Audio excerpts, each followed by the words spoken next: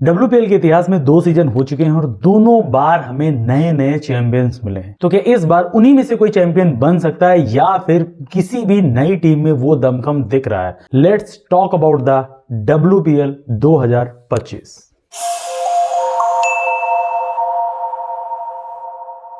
Hello guys, welcome to cricket को। दोस्तों, आज के इस वीडियो में हम लोग डिस्कस करने वाले हैं बेसिकली WPL के बारे में। देखो, आपको पता है कि ये तीसरा सीजन है WPL का। 2 सीजन हो चुके हैं, दोनों में हमें नए चैंपियंस मिले हैं। बेसिकली आज हम लोग डिस्कस करने वाले हैं डिफेंडिंग चैंपियन के बारे में, यानी RCB के बारे में। देखो, आपको पता होगा कि IPL से रिलेटेड हमने पूरी की पूरी सीरीज स्टार्ट की थी, तीन सीरीज स्टार्ट की, जिसमें एक में हमने डिस्कस किया है कि भाई टॉप टीम्स कौन सी हैं, बेस्ट टीम कौन सी है। दूसरे में हमने डिस्कस किया उनका पूरा स्क्वाड एनालिसिस। अगले में हमने उनके वीकनेस, स्ट्रांगनेस, यानी A to Z जो भी IPL में हो सकता था वो सब कवर कर चुके हैं। लेकिन अब बारी है, 5 टीमें WPL में है, तो 5 वीडियोस हम WPL पर बनाने वाले हैं। अब आपको इंटरेस्टिंग क्या लगने वाला वो चीज़ हमें कॉमेंट में ज़रूर बताइएगा। बेसिकली आज हम लोग डिस्कस करेंगे यानी डिफेंडिंग चैंपियन यानी RCB के बारे में। देखो, आपको पता है कि 17-18 सीजन हो चुके हैं मेंस में, लेकिन अभी तक वो टाइटल उनके नाम नहीं गया। लेकिन वहीं पर अगर WPL की बात की जाए, सिर्फ दूसरा ही साल था और उन्होंने उस ट्रॉफी को अपने ड्रेसिंग रूम की तरफ ले जा चुकी हैं। तो उनके अंदर कुछ तो दमखम है यार। तो अब बात कर लेते हैं कि ऑक्शन हुआ है, उन्होंने रिटेन किए थे कुछ प्लेयर, बाकी 4 या 5 खिलाड़ी उन्होंने छोड़ दिए थे, बाकी सब के सब रिटेन किए। उसके बाद ऑक्शन में गए, यानी मिनी ऑक्शन था, लेकिन ऑक्शन तो ऑक्शन होता है। वहां से उन्होंने कुछ खिलाड़ियों के रिप्लेसमेंट पाने की कोशिश की। क्या वो पूरी तरीके से रिप्लेसमेंट मिल पाई? बाकी उनकी वीकनेस के बारे में थोड़ा सा एक नजर डालेंगे। सिंपल सी बात है, हर टीम का कहीं ना कहीं कोई वीक पॉइंट होगा। बाकी पूरी टीम स्ट्रांग दिख रही है, उनकी स्ट्रांगनेस के बारे में बात करेंगे कि क्या चीज़ उनको और ज़्यादा खास बनाती है इस वाले WPL के सेगमेंट में। वहीं दूसरी तरफ उनकी बेस्ट प्लेइंग 11 क्या हो सकती है। तो सबसे पहले बिना टाइम वेस्ट के RCB की तरफ चलते हैं। सिंपल सी बात, प्लेइंग 11 या मैं बोलूँ पूरी की पूरी टीम एज इट इज 2024 वाली रहने वाली है। आपको पता है कि आपके पास स्मृति मांधना सुपरस्टार कैप्टन, उसके बाद Ellyse Perry, Richa Ghosh, Sophie Devine, Molineux, Georgia Wareham, Shreyanka Patil, आशा शोभना या रेणुका सिंह ठाकुर। भैया, आपके पास बहुत तगड़ी टीम है जिससे आप फाइनल खेले और फाइनल लेके आओ। दूसरी बात यह है कि इतने प्रेशर वाली सिचुएशन में उस टीम में इतने ज़्यादा कॉन्फिडेंस था कि वहाँ से मैच जिता कर दिया। ये सबसे बड़ी बात है। आपको पता होगा कि आप शायद IPL आप याद कर रहे होंगे, एलिमिनेटर का जब मुकाबला था खासकर MI के साथ, वहाँ पर आपको पता है कि पूरी की पूरी टीम जो है 135 रन पर ही पहुंची थी। और MI जिस हिसाब से रन चेज को अंजाम दे रही थी, जिस हिसाब से उन्होंने टारगेट को चेज करना स्टार्ट कर दिया था कि नहीं अब ये मेरा है, वहाँ से वो गेम निकालना अपने आप में बहुत बड़ी बात है। आपको पता होगा श्रेयंका पाटिल की वो विकेट, वाओ। और जो सेमीफाइनल है, मैं उसको सेमीफाइनल में मान के चलता हूँ, सेमीफाइनल में एलिस पेरी की वो 60 रन की पारी, वो अपने आप में बहुत इंपॉर्टेंट हो जाती। क्योंकि जब आप 135 ही टोटल बना चुके हो और 60 रन किसी एक प्लेयर के हों, वो उस टीम में डिफरेंस पैदा कर देता। शायद यही रीज़न था जो अदर टीमें आप देख लो। देखो, सबसे बेस्ट अगर कोई टीम मेरे अकॉर्डिंग पूछेगा WPL के इतिहास में अभी तक, तो सीधा एक नाम आता है, वो है DC। आपको पता होगा मैगलेनिन की कैप्टनसी में 2 बार मतलब DC ने फाइनल खेला है। और किस्मत का मैं दोष दूंगा, वहाँ पर पूरी टीम बहुत अच्छी तरीके से चली और उन्होंने क्या रोटेट किया बॉलर्स, और उनका इंडिविजुअल परफॉर्मेंस देख लो। इस बार भी 2024 वाले में सेकंड हाईएस्ट रन गेटर थे। अपने आप में देखो कितनी बड़ी बात होती। एलिस पेरी 347 रन बनाए ना, उसके बाद जो सेकंड रन आता है वो वहाँ पर मैगलेनिन दे। मैगलेनिन जैसी कप्तान आपको जो ऑस्ट्रेलिया में इतने ज़्यादा ट्रॉफीज़ दे चुकी है, तो उसको दबाव में खेलने का कोई प्रेशर नहीं होगा। उसको पता है कि हमें किस हिसाब से हैंडल करना है, किस हिसाब से टीम को आगे लेके जाना। लेकिन बदकिस्मती मैं बोलूँगा कि वहाँ पर वो फाइनल लिफ्ट नहीं कर सकी, नहीं तो 2 बार उनके पास अपॉर्चुनिटी थी। तो यार, उनका एक अलग गेम चलता है, RCB ने जो किया वो अलग गेम किया। दूसरी बात, एक चीज़ समझो, RCB के पास जो RCB की ताकत है, इनकी बॉलिंग खासकर इंडियन कोर, प्लस इनके जो ऑलराउंडर हैं फॉरेनर वाले, वो बहुत तगड़े। एलिस पेरी उनके ऊपर पूरी तरीके से डिपेंडेंट है। सोफी डिवाइन आपको पता है कि किस हिसाब की, किस कैलिबर की खिलाड़ी हैं। इसके अलावा जॉर्जिया बेरहम आपको पता है यार, लाजवाब खिलाड़ी। और जो फाइनल निकाल के दिया है ना, वो बहुत लाजवाब है, बहुत ज़्यादा लाजवाब है। क्योंकि एक एंड से वो गेंदबाजी इतनी अच्छी कर जाती, खासकर इतनी अच्छी स्पिनर है, मैं बोलूँगा कि वहाँ पर कोई अटैक नहीं कर पाता और प्रेशर इतना ज़्यादा बिल्ड हो जाता है कि उनके प्रेशर के थ्रू आशा शोभना और श्रेयंका पाटिल को विकेट मिल जाते हैं। यही हुआ पिछले सीजन, आप उठा के देख लीजिए, दोनों में मतलब यही चलता रहा ना। आप सोचो, एकता बिस जैसे उनके पास गेंदबाज बैठी हुई, इतना एक्सपीरियंस है, उसके बावजूद प्लेइंग 11 में जगह नहीं मिल पा रही। आपको पता होगा कि डी क्लार्क जो साउथ अफ्रीका के ऑलराउंडर हैं, क्या लाजवाब ऑलराउंडर हैं, लेकिन मजबूरन उनको प्लेइंग लेवल में मौका नहीं दिया जा रहा। इसी वजह से इस सीज़न उन्होंने उसको रिलीज़ कर दिया ना।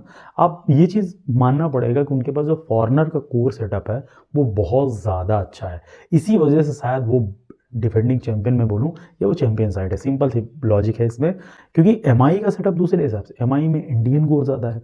यहाँ पर मैं बोलूँगा सबसे इंपॉर्टेंट रोल जो प्ले होता है वो एज अ फॉरनर वाले जितनी भी खिलाड़ी हैं उनका ज़्यादा अहम रोल हो जाता है। एलिस पेरी आप देख लो, सोफी डिवाइन देख लो, जब चलना था तब चल गई, बीच में उनके बहुत ज़्यादा डाउनफॉल था, उसके बाद एकदम से उठी और वहाँ पर ताबड़तोड़ तबाही मचा के टीम को चैंपियन बनाया, साइड हो गई। तो ये बहुत ज़्यादा इंपॉर्टेंट हो जाता है। बाकी आरसीबी ने एक और खिलाड़ी को रिलीज़ किया, वो मुझे देख के लगा कि नहीं शायद इनको रख सकती थी, वो थी सिमरन बहादुर। पेस बॉलिंग ऑलराउंडर हैं और आई फील ठीक ठाक परफॉर्मेंस था, ना मैं बोलूँगा बहुत ज़्यादा अच्छा, ना मैं बोलूँगा बहुत ज़्यादा ख़राब, एक एवरेज परफॉर्मेंस था।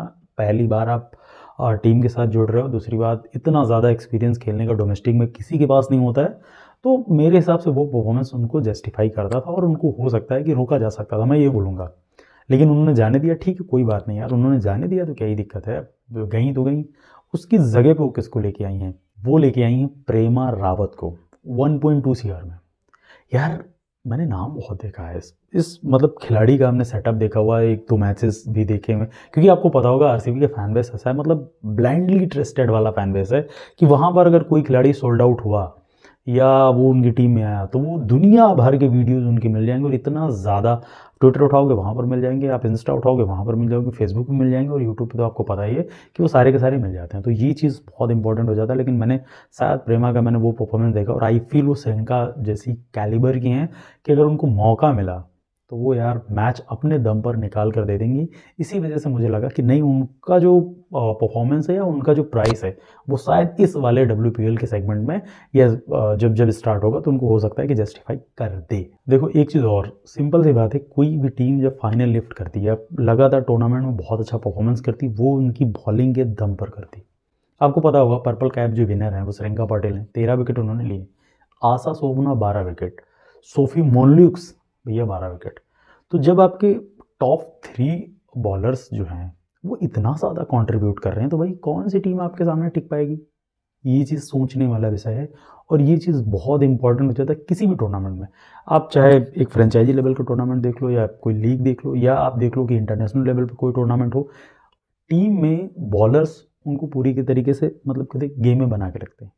बैटिंग में देख लो, आपको नंबर 1 पे कौन भैया पर्पल कैप कौन लेके, एलिस पेरी 347 रन, कप्तान स्मृत मांदना की 300 के आसपास रन है, और वहीं जो उसके बाद कोई बैटर आई हुई है वो है ऋचा घोष। परफॉर्मेंस तो उनका भी ज़बरदस्त था, एलिमिनेटर 1 DC वाले फाइनल मुकाबले में जान अलग में आ गए थे उस बंदे ने, लेकिन अपने दम पर वो मुकाबला निकाल के लेके गए। और फाइनल में आपको पता है कि जब शायद 30-32 रन की पारी स्टार्ट की थी उन्होंने मांदना, और इतनी ही लंबी पारी स्टार्ट की थी सोफी डिवाइन ने, क्योंकि उसके पहले वो नंबर 3, नंबर 4, नंबर 5 के आसपास आ रही थी, लेकिन उस दिन उनको ओपन करने का मौका मिला और उन्होंने बढ़िया स्ट्राइक रेट से, क्योंकि टारगेट बहुत ज़्यादा नहीं था ना, तो इस हिसाब से उन्होंने बहुत अच्छा सेटअप किया। उसके बाद anchoring role play plus attacking, मतलब कुछ भी आप बोल लो, वो Ellyse Perry highest run getter उस दिन भी थी और ऑरेंज कैप उन्होंने अपना नाम कर ही लिया है।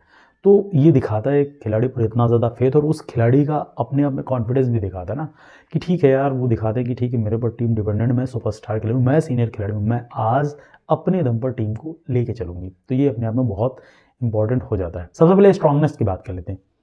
टीम की ताकत इनके फॉरेन प्लेयर हैं प्लस इंडियन कोर का जो स्पिनर है, खासकर श्रीलंका पाटिल और आशा शोभना। आपको पता है कि 8 ओवर का पावर बैंक है भाई स्पिन में, और 2 से 3 विकेट कहीं नहीं है। मैं मान के दोनों को कंबाइन मान के चल रहा हूँ कि 3 विकेट, 4 हो सकते 5 हो सकते, लेकिन कंबाइन 3 विकेट मान लो आप।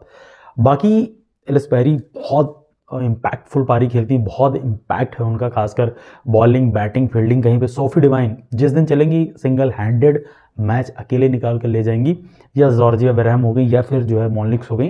तो ये आपका जो फॉरेनर सेटअप है वो बहुत ज़्यादा स्ट्रांग है और वही आपकी टीम की ताकत है। अब एक बार जो है वीकनेस की तरफ नज़र डालो। देखो आपको पता होगा कि जो बेस्ट फास्ट बॉलिंग आपके पास है वो है रेणुका सिंह ठाकुर, इसके अलावा कौन?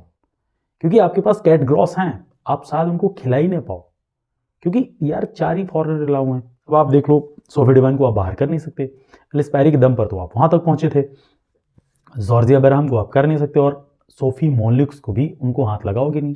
फिर आपके पास जो चौथा ऑप्शन था वो तो यही था, अब कहाँ से लेके आओगे? ये मुझे बहुत ज़्यादा एक कहते नहीं सोचने वाली बात है। हाँ, अगर खुदा ना खास्ता आप ये चाहो कि एक एंड से आपके पास रेणुका सिंह ठाकुर, दूसरे एंड से मैं एलिस पैरी के साथ जाता हूँ, तब तो ठीक है भाई। लेकिन वहाँ पर जो नई गेंद की जो इम्पैक्ट हो जाएगा वो कम हो जाएगा, क्योंकि जो पावर प्ले में आपको 2 से 3 विकेट चाहिए थे वो अपने आप में जो है रिड्यूस हो जाते हैं। वो उनकी जो कैपेबिलिटी होती है, मैं बोलूँ उनका जो इम्पैक्ट होगा वो कम हो जाएगा। एक एंड से मान लो प्रेशर बिल्ड कर दिया भाई रेणुका सिंह ठाकुर ने, दूसरे एंड पर काम चलाने के लिए एलिस पेरी विकेट पाने के लिए उनके मतलब की पिच होगी तो कोई 5 विकेट ले लें, 4 विकेट ले लें।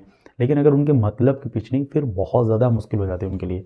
तो मेरे हिसाब से सिर्फ इतना कंसर्न है, बाकी आपको बताना होगा कि दूसरा फास्ट बॉलर इनके लिए कौन हो सकता है। खासकर इंडियन कोर में मुझे कोई बेहतर फास्ट बॉलर नज़र नहीं आ रहा है। बाकी मैंने इनको अंक कितने दिए भाई, पॉइंट में दे रहा हूँ ना, तो मैं भाई इनको 8.5 आउट ऑफ 10 की रेटिंग दे रहा हूँ। सिंपल सी बात है, उनके लिए सिर्फ एक फास्ट बॉलर की कमी मुझे लग रही। दूसरी एक दो यार ठीक है, 10 आउट ऑफ 10 की मुझे नहीं लगता कोई टीम दावेदार होगी। हाँ, 9 आउट ऑफ 10 की मुझे लग रहा है कि एक आध टीम हो सकती है। लेकिन फिलहाल मैं आरसीबी को 8.5 आउट ऑफ 10 की रेटिंग ही दे पाऊंगा, ये मेरा अपना मानना है। अब आपको लग रहा होगा कुछ किसमें खामियां हैं या कुछ है, वो हमें सीधा कमेंट सेक्शन में बता दीजिएगा। बाकी दूसरी बात, अगर आपको लग रहा होगा कि कुछ और इंप्रूवमेंट किया जा सकता था, खासकर ऑक्शन में या फिर रिटेंशन में, दोनों में मिक्स करके, वो भी हमें कमेंट करना मत भूलिएगा। अब आपको क्या करना है, वीडियो को लाइक करना है, चैनल को सब्सक्राइब करना और नोटिफिकेशन की घंटी ऑन कर देनी है, जिससे टाइम टू टाइम आप तक नोटिफिकेशन मिल जाए। और बहुत जल्दी मैं लाइव स्टार्ट करने वाला हूँ, तो उसके लिए भी आप कॉमेंट में यस और नो टाइप कर दीजिए। हम मिलते हैं एक नए वीडियो के साथ, तब तक के लिए जय हिंद।